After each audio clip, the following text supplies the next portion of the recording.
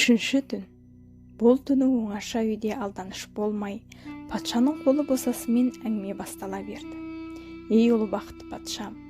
Екінші жолаушы әңгімесін аяқтаған кезде үшінші қашыр мінген жолаушы орнынан тұрды. Ей диюлардың патшасы, осы кісінің үштен бір қаны маған қалғандай болды. Менің де осылардыкіндей қашырыма байланысты әңгімем бар. Егер осыларға қойған міндетті маған да қойып, менің әңгімем көңіліңізге ұнаса, үштен бір қаным берсеңіз айтуға рұқсат етіңіз деді. Дию басын изеп, ризалық ишаратын білдіріп, рұқсат етті. Қашыр мінген кісінің әңгімесі. Диюлардың патшасы, бұл қашыр емес, неше жыл құшағымда жатқан қатыным. Мұның қылмыңдаған мінезі мені өте қызықтырушы еді.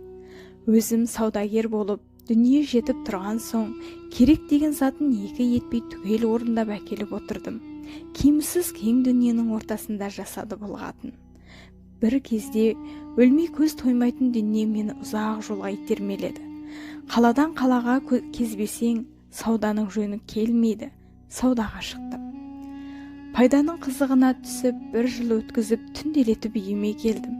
Сағынып келген қатынымның бөлмесін ашып қалсам, еңгезерде есігімде жүрген қара құлымды қатыным құшақтап жатыр екен.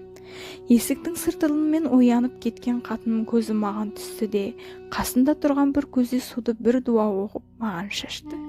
Су денеме тиісімен керсеңдей бір төбет болдым да қалдым. Аяғымнан шешкен кебісімді өзіме лақтырып, қорадан жөңкілдетіп қуып шығарды. Адамдық бейнеден айырылған соң қуған қатынға не істемексің? Ит болған соң көрген күнің не болмақ? Көшенің еріккен иттері бөтен итті көрсе, жабыла түсетін әдеті емес пе? Осылардың ермегі мен болдым. Қия басудан қалдым. Бассамақ болғаны жабыла талайтын болды. Бұрын ит болып, үйренбеген басым тамақ тауып жеуге де мүшкіл болды. Мен сияқты иесіз иттердің айналатын жері қасапшының алды болады екен. Мен де соған бардым. Қасапшы етін бұзғанда сүйектің жаңқасы еттің безін сылып лақтырып тастайды. Соның өзі бір итке жеке тисе бір патшалық емес пе? Көшедегі иесіз ит жалғыз мен емес, бұралқы ит толып жатыр. Тамақ үшін қырғын талас. Азуды мықтылығы мен күн көреді. Мен де таласып тармасып сол жерден күн еттім. Ол пұлын молырақ тастайтын бір қасапшының алдында үйірі болып бірнеше күн өткіздім. Бара-бара бойым үйреніп сол дүкенді меншіктеп алдым. Қасапшының бөтен кісісіне үріп, таныс кісіне еркелеп құрмет көрсеттім. Алғашқыда адырайып қарайтын қасапшы бірте-бірте бойы үйреніп, бұл бір жақсы ит, адам сияқты айтқанға түсінеді. Жақын мен жатта айырады, дүкеннің алдында қия шықпайды деп мақтап жүрді. Әлдеқандай көңілденіп бір күні қасапшы үйіне ертіп барды. Үйіне бой жетіп қалған сары қызы бар екен.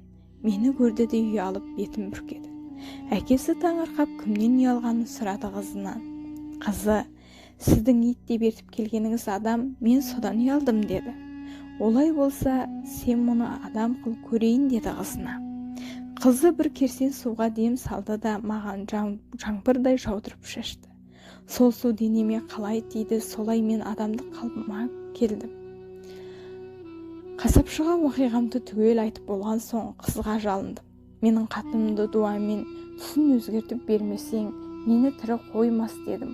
Ол маған бір кезде суға дуа қылып берді де, қатынымның ұйықтап жатқан уақытын тауып алып, үстіне шаш, көңілің нені қаласа сол болады деді. Мен қатынымның ұйқыдағы уақытын тауып үстіне суды шаштым да, қашыр бол дедім. Қашыр болды. Содан бері жапан түзді, құба жонды кешіп, алыс сапарларға мініп жүрмін. Қашырым сол қатыным еді деп сөзін аяқтады. Дию бұған өте таңырқап, сен қатыны екенің рас па деп қашырдан сұраған екен. Қашыр рас дегенде ишаратпен басын изепті. Бұл да бір қызықты уақиға екен деп, Дию саудагердің қанын түгел кешіп, өлімнен құтылдырыпты деп Шахризада сөзін бітірді. Дүниязада, түн ұзақ апа, ол әңгіменің әлі де аяғы бар сияқты еді ғой, айта түссең қайтер еді деп тілек білдірді. Оған патша мейірімді раймен, жататын уақыт болды, ендігі әңгімені ертең кешке айтсын. әңгіме аяқталмай Шахризада өлтірілмейді деп сендірді. Патша мен Шахризада оңаша үйге кірді. Дүниязада қонақ үйге барып ұйқыға кетті. Ертеңінде ордадан қайтқан соң кештетіп әңгіме қайта қозғалды.